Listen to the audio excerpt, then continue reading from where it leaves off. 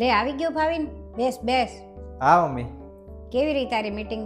અરે બહુ વ્યવસ્થિત થઈ ગયું અને ફ્રી ટાઈમમાં તો હું એને બજારમાં તે ફરી આવ્યો.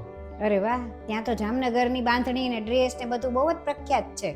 હા, મારી સાથે આવ્યા હતા ને બધા સ્ટાફમાં, એ બધાએ તે એમના વાઈફ ને બેન માટે, મમ્મી માટે, બધા માટે સાડી ને ડ્રેસ ને એવું બધું લીધું. મેં તમારી માટે લીધું. બતાવો. હા હા, લ્યો મમ્મી, આ તમારી માટે, આ મનીષા માટે. અરે વાહ, આ તો બહુ મસ્ત છે, મારો ફેવરિટ કલર છે. હા, મારી ચોઈસ છે જ એટલી સારી. અને મમ્મી કેવો લાગ્યો આ ડ્રેસ? ડ્રેસ તો સારો છે, પણ તું બેડ ડ્રેસ લાવ્યો, તારી બેનને ભૂલી ગયો? તારી વહુ આવી એટલે બેનને ભૂલી ગયો? અરે પણ મમ્મી, હજી હમણાં ગયા અઠવાડિયે તો એના ઘરે આપણે ડ્રેસ ને સાડી ને બધું મોકલાયું હતું. મનીષા હાટું લાવ ને તો મારી દીકરી હાટું લાવવાનું, એનો અધિકાર છે આ ઘરમાં. મમ્મી, મનીષાનો બર્થડે આવે છે ને, આ ઘરમાં પહેલો બર્થડે છે, તો મેં એક સોનાની વીંટી જોઈને રાખી છે, એ લઈ દઉં? તો આ આઈડિયા કેવો છે? અને મેં થોડાક પૈસા ભેગા કરી રાખ્યા છે. બસ આ જ જોવાનું બાકી હતું.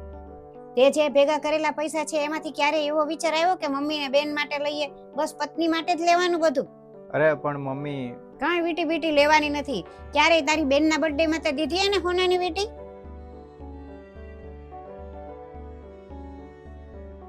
ચેન તો બહુ સરસ છે, હમણાં કરાવ્યો લાગે છે. 2 તોલાનો હોય છે કા ને? હા મમ્મી, હમણાં તમારા જમાઈને છે ને નોકરીમાં બોનસ મળ્યું તો એમાંથી કરાવ્યો. સારો લાગે છે ને ભાભી, જોવો તો.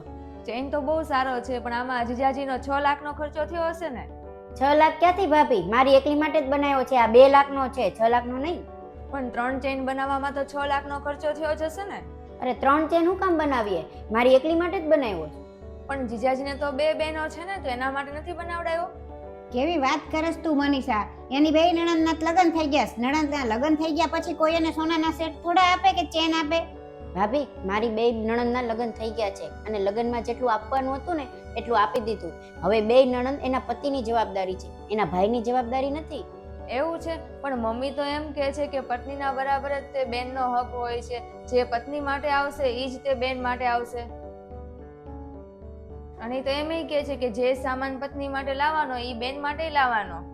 મમ્મી, આ વાત તો ખોટી છે ને. આપણે તો મિડલ ક્લાસ લોકો છીએ અને આપણી માટે રોજ રોજ કઈ સોનાની વસ્તુ થોડી લઈ શકાય.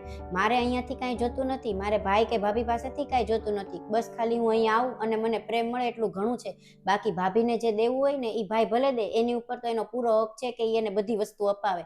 હું ખાલી અહીંયા આવું, બસ આટલું જોઈએ મારે. બાકી બધી વસ્તુ ભાભીની છે, એને એનો હક મળવો જોઈએ. મમ્મી, તે ખોટું કર્યું, આવું ન કરાય તારે ભાભી હારે. હા, તારી વાત સાચી છે, મારી ભૂલ થઈ ગઈ. મનીષા, મને માફ કરી દે.